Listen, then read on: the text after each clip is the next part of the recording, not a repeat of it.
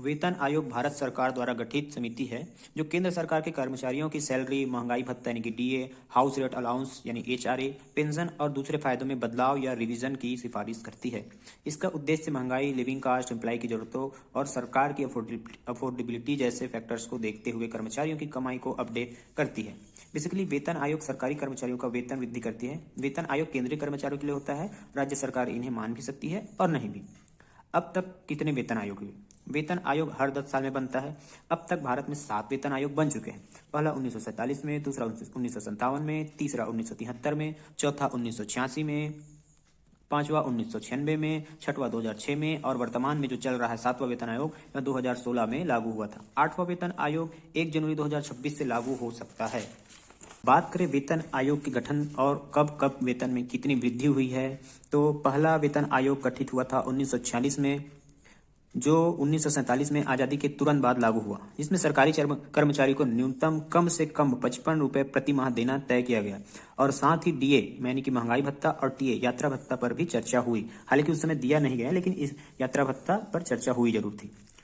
दूसरा वेतन आयोग सन 1947 में गठित हुआ, जिसमें न्यूनतम वेतन 55 से बढ़कर 80 रुपये किया गया, यानी कि 25 रुपये की बढ़ोतरी हुई थी।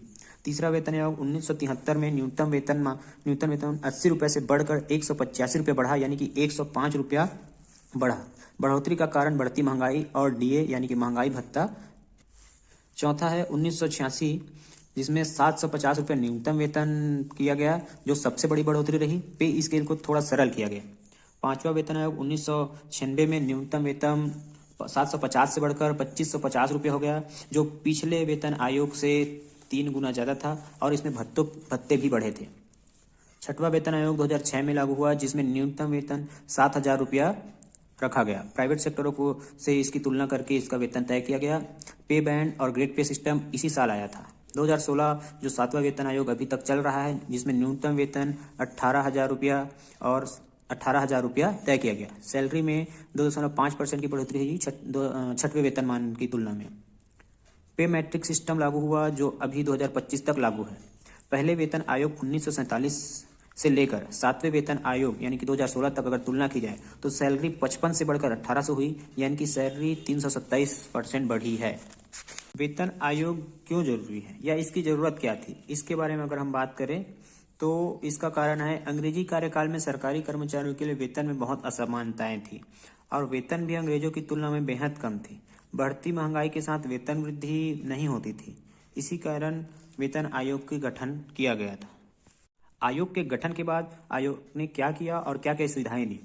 पहला, न्यूनतम वेतन तय किया गया। सरकारी कर्मचारियों के लिए 55 रुपये न्यूनतम वेतन पहले ही वेतन आयोग में तय किया गया, अर्थात किसी भी सरकारी कर्मचारियों को अब 55 रुपये से कम वेतन नहीं दिया जाएगा। दूसरा, वेतनमान पे स्केल की शुरुआत। पहली बार स्ट्रक्चरल पे सिस्टम की शुरुआत हुई और अलग अलग पदों के लिए अलग अलग वेतनमान लागू किया गया, अर्थात स्वीपर की सैलरी से लेकर कलेक्टर की सैलरी कितनी होगी यह तय किया गया। तीसरा, भत्ते की व्यवस्था। वेतन आयोग बनने से सरकारी कर्मचारियों के लिए महंगाई भत्ता यानी कि डीए और यात्रा भत्ता यानी कि टीए की भी व्यवस्था की गई। चौथा, वर्गीकरण। कर्मचारियों को अलग अलग वर्गों में बांटा गया ताकि सैलरी निर्धारित हो सके। इनमें वर्ग निम्नलिखित हैं: निम्न श्रेणी, लिपिक वर्ग, तकनीकी कर्मचारी, अधिकारी वर्ग।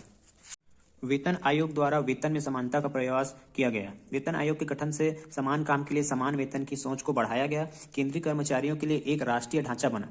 पहले वेतन आयोग के गठन के समय भारत देश की आर्थिक स्थिति बहुत ही कमजोर थी, इसलिए वेतन बढ़ोतरी सीमित थी और सभी सिफारिशें पूरी नहीं की जा सकती थी, जो धीरे धीरे लागू की गई। अब बात करें कि 8वां वेतन आयोग कब से लागू होगा। केंद्र सरकार हर 10 साल में नया वेतन आयोग लाती है। अभी 2016 से 7वां वेतन आयोग चल रहा है, तो उम्मीद है कि 2026 से 8वां वेतन आयोग लागू हो जाएगा। सरकार ने 8वां वेतन आयोग को नोटिफाई कर दिया है। वित्त राज्य मंत्री पंकज चौधरी ने बताया कि 3 नवंबर 2025 को आयोग के विचार के विषयों टर्म ऑफ रेफरेंस को भी नोटिफाई कर दिया गया है। 3 नवंबर को 8वां वेतन आयोग अपनी रिपोर्ट पेश करने के लिए 18 महीने का समय दिया गया था, जिसका मतलब था नई सिफारिश 2027 तक तय हो पाएंगी। पिछले ट्रेंड्स के मुताबिक रिपोर्ट्स प्रस्तुत होने के बाद सरकार आमतौर पर सिफारिशों की जांच करती है, फिर नोटिफिकेशन जारी करती है, जिसमें 3 से 6 महीने का समय लगता है।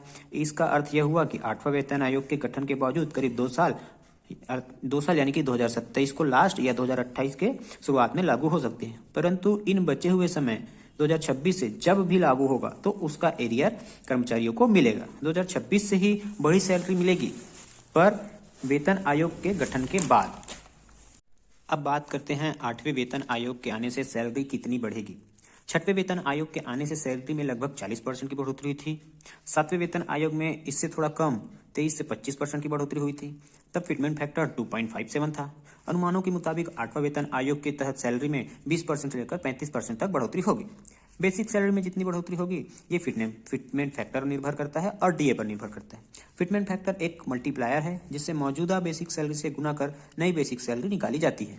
2016 में यह फैक्टर 2.57 था, जो 2026 में 2.46 हो सकता है। हम अभी 2.46 को ही मानक मान लेते हैं। वेतन या आयोग इसे महंगाई और लिविंग कॉस्ट को ध्यान में रखकर तय करती है। हर वेतन आयोग में डीए यानी कि महंगाई भत्ता 0 से ही शुरू होता है, क्योंकि बेसिक सैलरी ही बढ़ी महंगाई को ध्यान में रखकर बढ़ाई जाती है। पुराना डीए सैलरी में मर्ज हो जाता है और धीरे धीरे बढ़ता है। अभी डीए बेसिक सैलरी का 58% है। डीए के हटने से total salary basic salary plus DA plus HRA होगी, जो थोड़ा कम दिखेगा क्योंकि डीए का हिस्सा दिखाई नहीं देता। उदाहरण के लिए मान लीजिए कि कोई कर्मचारी लेवल 6 पर कार्यरत है, जिसकी सैलरी वर्तमान में 7वें वेतन आयोग के हिसाब से 35,400 रुपये है, तो उसमें नए वेतन आयोग के हिसाब से 2.46 गुना बढ़ोतरी होगी और एचआरए भी बढ़ेगा या जुड़ेगा। तो 35,400 गुणित 2.46 यानी कि 87,084 रुपये। 8वें वेतन आयोग के हिसाब से 35,400 सैलरी वाले कर्मचारी की तनख्वाह 87,084 रुपये हो जाएगी। अगर कर्मचारी किराए के मकान में रहता है तो उसे एचआरए यानी कि हाउस रेंट अलाउंस अलग से मिलेगा, जो अलग अलग शहरों के लिए अलग अलग होता है। 7वें वेतन आयोग की बेसिक न्यूनतम सैलरी 18,000 है, तो 18,000 गुणित 2.46 बराबर 44,280 रुपये। अर्थात 8वें वेतन आयोग में किसी भी सरकारी कर्मचारी की न्यूनतम सैलरी कम से कम 44,280 रुपये होगी। चूंकि 8वें वेतनमान में बेसिक सैलरी ही 44,280 है, तो पे लेवल पर मैट्रिक्स के आधार पर सैलरी निम्न तरीके से बढ़ेगी। लेवल 1 से 5 तक 7वें वेतन आयोग में 18,000 से 29,200 रुपये सैलरी थी, जो 8वें वेतन आयोग में 44,280 से 71,923 रुपये तक बढ़ जाएगी। लेवल 6 से 10 तक 35,400 से लेकर 56,100 सैलरी थी, जो 8वें वेतन आयोग में 87,084 से बढ़कर 1,07,826 रुपये तक बढ़ जाएगी। लेवल 11 से 15 की बात करें तो 67,700 से सैलरी 1,82,200 रुपये थी, जो 8वें वेतन आयोग में 1,66,452 से 4,48,713 रुपये हो जाएगी। लेवल 16 से 18 की बात करें तो 2,05,400 से लेकर 2.5 लाख की सैलरी थी, जो 8वें वेतन आयोग में 5,05,548 से 6,15,000 रुपये तक हो जाएगी। बात करते हैं 8वें वेतन आयोग की बढ़ी हुई सैलरियां कब से मिली। बढ़ी हुई सैलरी 8वें वेतन आयोग के लागू होते ही मिलना शुरू हो जाएगी। अगर 8वां वेतन आयोग 1 जनवरी 2026 से लागू होगा तो सैलरी भी 2026 से ही बढ़ेगी, लेकिन वेतन आयोग की समीक्षा डेडलाइन 2027 लास्ट या 2028 की शुरुआत है, तो भले ही 2028 में पूरी समीक्षा होगी, पर वेतन इफेक्टिव तरीके से यानी कि 2026 से ही मिलेगा। हाँ, वेतन भले ही कुछ समय तक 7वें वेतन आयोग के हिसाब से आएगा, परंतु समीक्षा पूरी होने के बाद बढ़ा हुआ एरियर आएगा। एरियर एक साथ 6 महीने प्रति मंथ भी आ सकता है या 1 साल में। सैलरी में डीए नहीं जोड़ा जाएगा क्योंकि बेसिक सैलरी महंगाई को ध्यान में रखकर बनाई गई है, तो डीए का एरियर अलग से नहीं दिया जाता।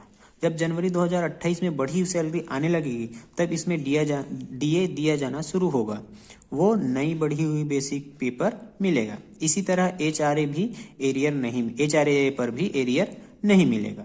8वें वेतन आयोग के आने से पेंशनर को भी कुछ मिलेगा। जी हाँ, सरकार ने 1 अप्रैल 2025 से यूनिफाइड पेंशन स्कीम लागू की है, जिसके तहत पूरी पेंशन उन्हें मिलेगी जिनकी नौकरी के 25 साल पूरे हो जाएंगे। यूपीएस ओल्ड पेंशन स्कीम में उन कर्मचारियों को शामिल किया गया कि जो साल 2004 में एनआरएस यानी न्यू पेंशन स्कीम लागू होने के बाद सर्विस में है।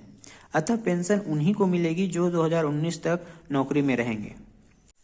बात करें पेंशन की कि पेंशन कितना और क्या होता है, तो पेंशन वह राशि है जिसमें किसी कर्मचारी की आखिरी 12 महीनों की सैलरी के औसत का 50% साथ ही प्लस डीआर यानी कि महंगाई भत्ता उसमें जुड़ा होता है। 8वें वेतन आयोग के आने से और क्या क्या चीजें कर्मचारियों के लिए बढ़ेंगी। ट्रांसपोर्ट अलाउंस यानी कि टीए को भी नई बेसिक पर कैलकुलेट किया जाएगा। पेंशनरों के लिए महंगाई भत्ता राहत, डीआर को बढ़ाया जाएगा। ग्रेजुएटी लिमिट को भी बढ़ाया जा सकता है, अभी ग्रेजुएटी लिमिट 25 लाख है। चिल्ड्रन एजुकेशन अलाउंस यानी कि सीईए, लीव ट्रेवल कंसेशन यानी कि एलटीसी और मेडिकल बेनिफिट्स पुराने भत्तों को भी स्ट्रक्चर किया जा सकता है। इसके अलावा परफॉर्मेंस लिंक्ड इंसेंटिव और पे मैट्रिक्स पर भी बदलाव किए जा सकते हैं। बात करें 8वें वेतन आयोग से किसको किसको लाभ मिलेगा और किसको नहीं, तो वेतन आयोग से आने से केंद्रीय कर्मचारी, रक्षा कर्मचारी, रेलवे कर्मचारी और केंद्रीय संस्थानों के टीचर को 100% इसका लाभ मिलेगा। 100% सरकारी स्वामित्व वाले पीएसयू के कर्मचारी और पेंशनर को भी इसका फायदा मिलेगा। वर्तमान में 50 लाख से ऊपर कर्मचारी हैं जो 8वें वेतन आयोग के अंदर आएंगे और 69 लाख से अधिक पेंशनर्स हैं। राज्य सरकार के कर्मचारी, सार्वजनिक क्षेत्र के बैंक कर्मचारी, आरबीआई और अन्य नियामक स्थानों के कर्मचारी और पेंशनर्स को इसका लाभ नहीं मिलेगा। राज्य अपने वेतन आयोग स्वयं गठित करती हैं, लेकिन ज्यादातर राज्य कुछ बदलाव के साथ या पूरी तरह से केंद्रीय आयोग की सिफारिशों को अपना लेते हैं। वैसे ही सार्वजनिक क्षेत्र के बैंकों के कर्मचारियों को इसका लाभ नहीं मिलता, क्योंकि वे आईबीए यानी कि भारतीय बैंक संघ के साथ द्विपक्षीय समझौते पर निर्भर रहते हैं।